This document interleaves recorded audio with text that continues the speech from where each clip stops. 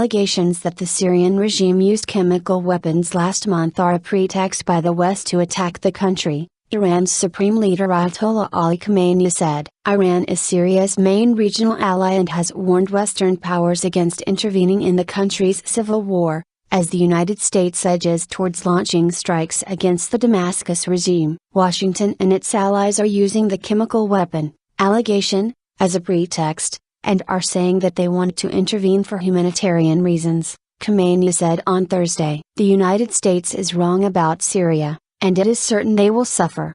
Just like in Iraq and Afghanistan, Khamenei told members of the Assembly of Experts, the body that supervises his work. Separately, the chief of Iran's elite Quds Force unit, Qassem Soleimani, said Tehran would back Syria until the end in the face of possible US-led military strikes. Some analysts believe a wider goal of US President Barack Obama's determination to launch strikes is to blunt Tehran's growing regional influence and any consequent threat to Washington ally Israel. The aim of the United States is not to protect human rights, but to destroy the front of resistance against Israel, the Quds Force commander was quoted as saying by the media on Thursday. "We will support Syria to the end," Soleimani added in his speech to the Assembly of Experts. He did not elaborate on the nature of the support, and Iran has constantly denied allegations by Western powers that it has sent military forces to prop up President Bashar al-Assad's embattled regime. Counsel and advice. A year ago,